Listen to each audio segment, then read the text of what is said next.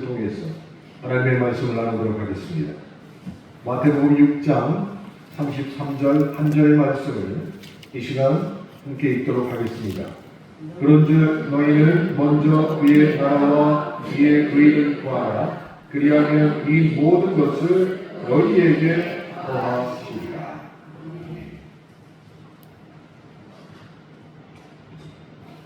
점심 잘 드셨습니까? 오늘 아주 풍성하게 준비해 주셔서 감사하고 너무 맛있게 먹었습니다. 그래서 교회에서도 부엌에 있는 화구 4개를 새 것으로 다 교체를 했고요. 또 아마 오늘만 사용했는데 압력석도 옛날 2개를 다 치우고 새 것으로 성식인용 오늘 처음 사용했고, 좀 두고 보면서 또 하나를 더 구입해서 사용할 계획에 있습니다. 7, 8월 달에는 다이어트 한다라는 생각으로 주일날 오셔서 드시고 집에 가서 저녁을 맛있게 드시면 되겠습니다. 빠지지 마시기 바랍니다. 자, 전 세계 영화 평가 사이트 IMDb라는 곳이 있습니다. 근데 이 영화 사이트에서 오랫동안 최고 평점을 지켜온 영화가 한 가지가 있는데요. 팀 로빈스와 모건 프리먼이 주연한 쇼생크 탈출이 오랫동안 가장 높은 평점을 유지하고 있었습니다. 영화는 아내와 그녀의 전부를 살해했다는 누명을 쓰고 종신형을 선고받은 앤디가 쇼생크 교도소에 갇히는 장면으로부터 시작이 되지요. 근데 이 교도소, 대부분 종신형을 선고받은 죄수들이 모인 곳이었습니다. 그래서 한 번 들어가면 죽어서야 나갈 수 있는 교도소로 악명이 높은 곳이었습니다. 그런데 오래 갇혀 있으면 감옥도 일상이 됩니다. 오래 갇혀 있으면. 그래서 철저한 질서와 규칙, 그리고 반복되는 하루새 일과가 자연스럽게 불평하고 불안한 게 아니라 익숙한 세계가 되는 곳이에요. 어디도요? 감옥도 말이죠. 그러던 어느 날 청년 시절에 그 교도소에 들어와 50년을 복역한 뒤 노인이 된 브룩스라는 주인공이 나옵니다. 이 사람에게 추억이 결정되었습니다. 모범수가 인정받아서 50년 만에 자유를 얻게 된 것이죠. 근데 브룩스라는 이 인물은 그때부터 불안해하기 시작했습니다. 급기야 한 동료에게 칼을 겨누고 인질극까지 벌이게 됩니다. 이유는 단 하나였습니다. 교도에서 나가지 않고 계속 머물기 위해서. 그 사람에게 감옥 밖은 자유의 공간이 아니라 너무나 불안하고 낯선 곳이 이미 되어버렸던 것이에요. 50년 동안 교도소 안에서 살아온 이 브룩스라는 사람에게 철장 안의 삶이 오히려 더 편하고 익숙했던 곳이 되어버린 것입니다. 동료 수감자들이 브룩스에게 다 미쳤다고 얘기를 했습니다. 그러나 문제는 광기 때문에 그 사람이 그런 게 아니었어요. 브룩스라는 인물은 이미 자유의 의미를 잃어버린 사람이 되었다는 것이에요. 그래서 길들여진 사람이 되었습니다. 제도와 환경에 이미 길들여진 사람. 그런 이유 때문에 감옥이, 그리고 그의 안의 삶이 익숙하고 더 편해진 그 자리를 벗어나는 것이 더 불안해했던 것이죠.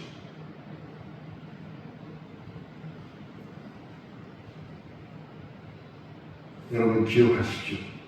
비록 감옥 철장 아니라 해도 오래 길들여진 후에는 그곳이 가장 자연스러운 일상이 되어버린다는 것이죠.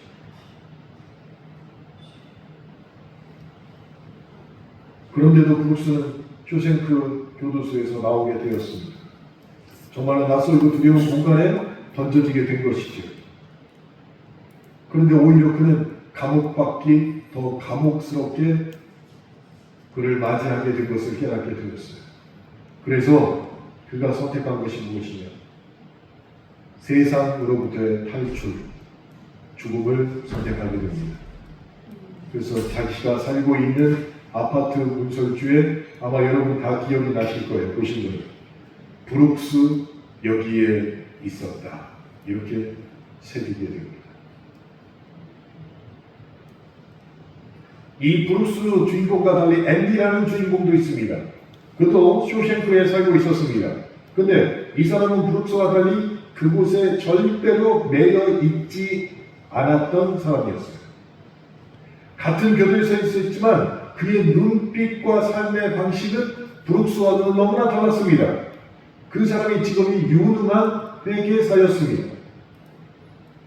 그래서 어찌어찌 하다가 교도소장의 회계 업무를 모았습니다. 그리고 교도소장의 신임을 얻었습니다. 그 덕분에 얼마든지 교도소 안에서 편안하게 살 수가 있었어요. 감옥 안에서 최고의 권력자인 교도소장에게 인정받는 사람, 정말로 편할 수밖에 없겠죠. 그런데 앤디에게는 그 교도소는 아무리 편해도 감옥일 뿐이었습니다.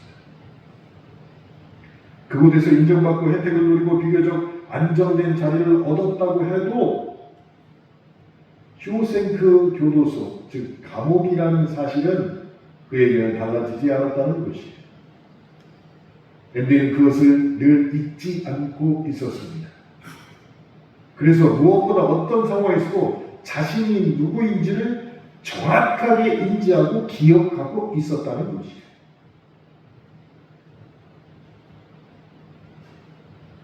사랑하는 성도 여러분, 우리들도 마찬가지입니다. 잊지 말아야 할 것이 있습니다. 이 세상을 살아가지만 우리의 본질은 구원받은 이후로부터 하나님의 자녀가 되었다라는 것을 결코 잊지 말아야 된다는 것이에요. 예수님이 제자들에게 기도를 가르치실 때 첫 마디가 이거였습니다. 하늘에 계신 우리 아버지. 이 첫 마디, 첫 구절을 통해서 우리가 확신하고 알 수 있는 것은 우리가 누구에게 속한 사람인지, 무엇을 먼저 기억해야 할 존재인지를 드러낸다는 것이에요. 우리는 누구에게 속한 사람입니까? 하늘에 계신 아버지. 하늘에 계신 아버지. 하늘에 계신 아버지. 그런데 안타까운 것은 우리가 이 사실을 자주 잊는다는 것이에요.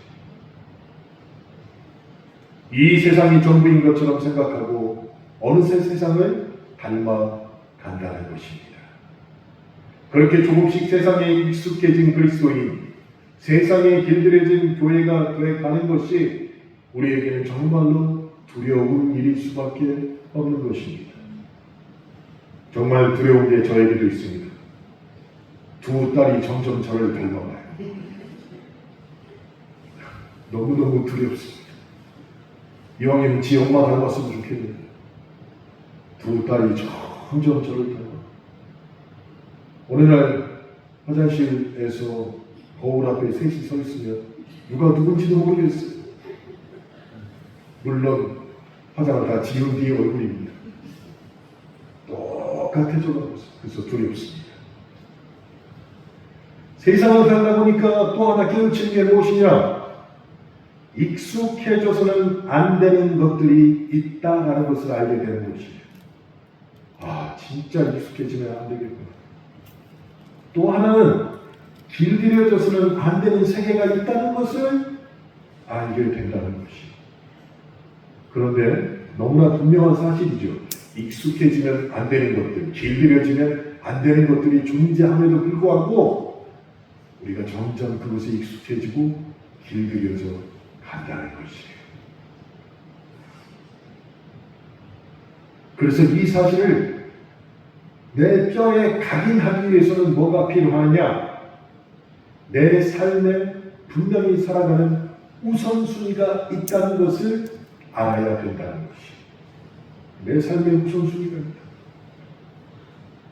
그래서 예수님께서는 마태복음 6장 25절부터 33절을 통해서 그리스도인의 우선순위가 무엇인지를 우리에게 말씀해 주고 있는데, 오늘은 6장 33절 한 절의 말씀만을 본문으로 택해서 읽었던 것입니다. 당시 이스라엘 백성들은 로마 식민 지배 밑에 있었습니다. 그래서 정치적 자유를 빼앗긴 채 경제적 압박까지 받고 있었어요. 2000년 전 그 작은 유대 나라에서 백성들이 무엇을 먹을까 무엇을 입을까를 염려하며 살아가던 그 상황 속이었습니다. 매일같이 나는 내일 무엇을 먹어야 되지? 나는 내일 무엇을 입어야 되지? 가진 게 없으니까 그렇게 생각을 할 수밖에 없었습니다.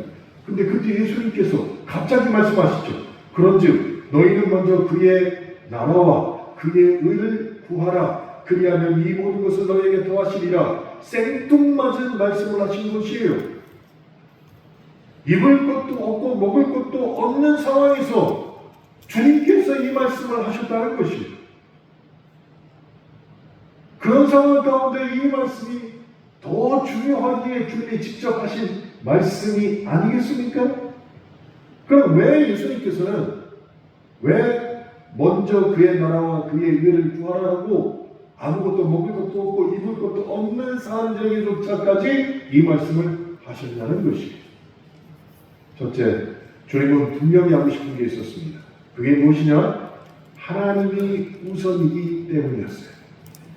어떤 상황에서는 하나님을 우선시해라. 그래서 이 말씀을 하셨습니다. 하나님은 우리의 창조주시오, 우리는 그분의 피조물입니다. 그래서 우리가 기도할 때마다 강력하게 표현하죠. 뭐라고 표현합니까? 아버지라고 표현하는 것이에요. 아버지라고.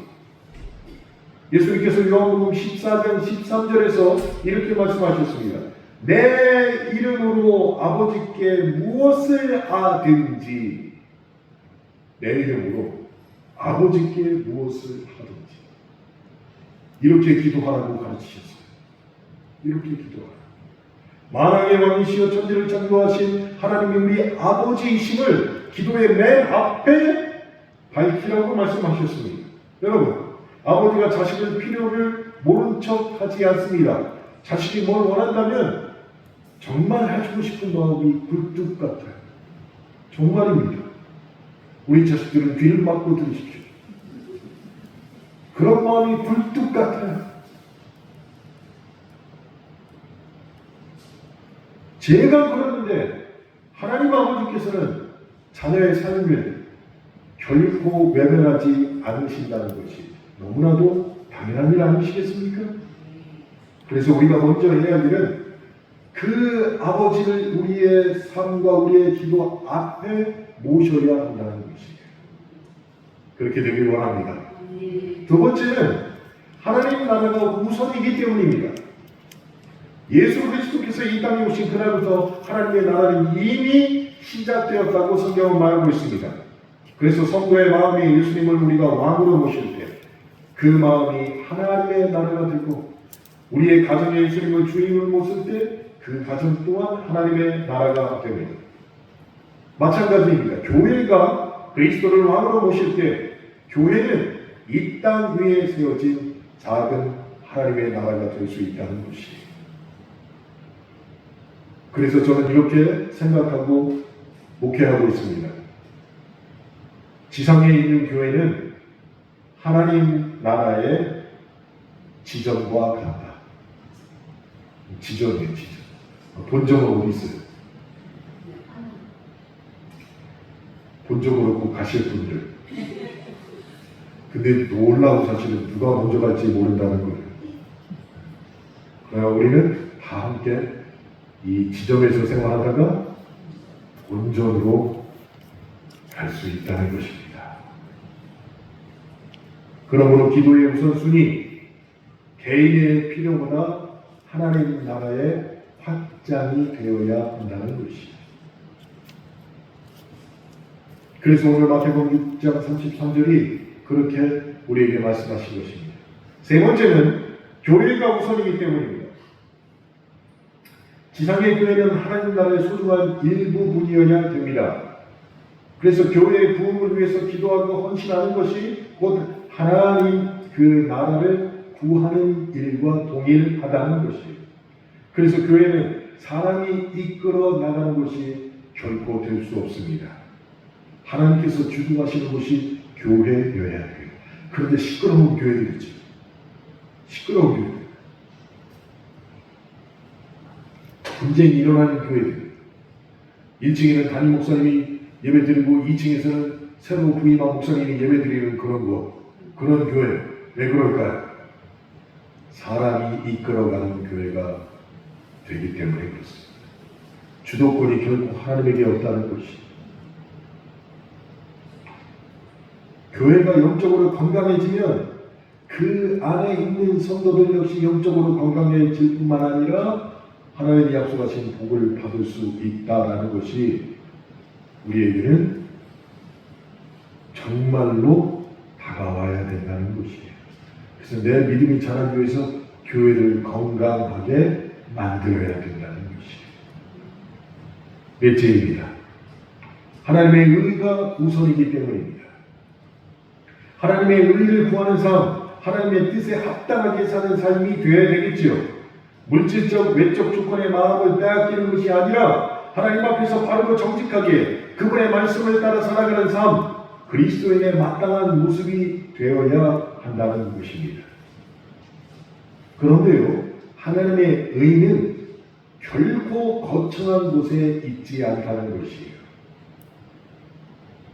일상의 자리에서 우리가 하나님의 말씀대로 살고 이웃을 사랑하며 하나님 앞에서 부끄럽지 않는 삶을 살 때 그것이 하나님의 의를 구하고 찾는 삶이 될 수 있다는 것입니다. 이 말씀 잘 들으셔야 돼요. 그래서 정말 조심해야 될 게 우리의 언어입니다. 언어. 요즘은 언어가 많이 순화되었고 참 편해요. 그런데 제 어렸을 때만 보더라도 우리 어머니들께서 정말로 심한 욕을 자녀들에게 많이 하셨어요. 여러분 그런 욕 다 듣고 살지 않으셨어요? 그래서 그 욕 그대로 하지 않으셨어요? 지금도 하고 계세요? 결코 안 된다는 것이죠. 결코 안 돼요. 근데 누구에게는 해도 돼요. 남편에게는 해도 돼요. 남편은 또 누구한테 해도 돼요? 남편은 안 돼요. 혼잣말 해야 돼요. 입에서 나오는 순간 큰일 납니다. 부인은 남편에게 할 수 있습니다. 남편은 자기 혼잣말로 하셔야 돼요. 큰일 납니다. 하나님의 의를 구하며 사는 삶, 대부분의 사람들이 거창한 데서만 찾습니다. 아니에요. 우리 일상에서 찾으시길 바랍니다. 그때가 하나님의 나라가 이 땅 위에 더 풍성하게 임하게 될 것입니다. 그러므로 먼저 하나님의 나라와 그의 의를 구하라는 오늘 본문의 말씀, 마태복음 6장 33절의 말씀을 네 가지로 나눠서 기억하고 실천해야 한다는 것입니다. 사랑하는 성도 여러분, 하나님께서는 우리의 필요를 모르시는 분이 결코 아닙니다. 다 아세요. 정말 다 아세요. 쌀이 떨어진 것도, 통장이 비어가는 것도, 일자리가 없는 것도, 자녀가 걱정되는 것도 하나님은 미리 다 아십니다. 다만 하나님에게도 우선순위가 있으시다는 것이. 그래서 우리에게도 삶의 우선순위를 정하라고 말씀하신 거예요. 하나님에게 있어서 제일 큰 우선순위가 뭐냐? 우리가 하나님의 의를 구하고 사는 것이 통장이 비어나가는 것보다, 쌀보다, 자녀의 걱정보다 앞선다는 것이. 그런데 우리의 삶 속에서 하나님이 원하시는 우선순위를 먼저 구해야 한다는 것입니다. 그러므로 하나님을 아버지로 신뢰하고 그분의 나라와 의를 먼저 구할 때 우리의 삶의 모든 필요는 하나님께서 친히 채워주실 줄로 믿습니다. 그 중에서 여러분이 제일 많이 구하는 게 뭐예요? 첫 번째, 건강. 두 번째, 통장. 세 번째, 뭐가 될까요? 가족의 행복. 근데 대부분 우리 기도가 뭐냐? 하나님의 의보다 이 세 가지를 먼저 구하고 하나님의 의를 구해요. 그러니 하나님 입장에서는 우선순위가 뒤바뀐 거예요. 그러니까 응답의 속도가 늦어질 수밖에 없습니다. 왜요? 먼저 깨닫고 그것보다 하나님의 의를 먼저 구하는 기도를 들으시고 응답하시기 때문에 우선순위가 잘못된 사람들의 기도는 뒤로 물릴 수밖에 없다라는 것이에요. 그렇다고 응답 안 해주실까요? 해주지. 목숨이 살아있느라 해주십니다. 의사 친구가 이렇게 세상은 두 가지 사람으로 나눌 수 있다. 그래서 어떤 사람으로 나누냐 그랬더니 암에 걸려서 죽는 사람, 암에 걸리기 전에 죽는 사람. 이 말의 뜻이 뭐냐? 모두 다 암에 걸려서 죽는다는 거예요. 지금 세상이. 그러니까 이 사람이 더 오래 살면 암에 분명히 걸려서 죽는다는 거예요. 그만큼 가장 무서웠던 암도 우리 몸에 누구에게든지 걸릴 수 있는 상황까지 이르게 되었습니다. 가장 무서운 게 이제 보편화됐다는 것이에요. 이러므로 감옥에 갇혀있는 것처럼 오랜 시간 갇혀있다 보면 무서운 게 없는 거예요. 일상이 되어버리는 거예요. 그렇게 되지 않길 바랍니다. 그러니 이 땅에서 믿음받고 산다라고 말하고 자랑하고 교회에 출석하면서 여전히 우리의 기도는 하나, 둘, 셋, 그 다음에 하나님의 의를 찾는다면 그 기도는 뒤로 미룰 수밖에 없습니다. 먼저 하나님의 의를 찾으시기 바랍니다. 그러고 난 다음에 하나님께서 우리의 필요를 말하지 않아도 아시고 채워주시는 은혜가 임하게 되기를 원합니다. 저와 여러분이 그런 기도의 우선순위를, 삶의 우선순위를 정하여서 하나님의 은혜와 복을 누리는 삶이 되길 주님의 이름으로 축원합니다.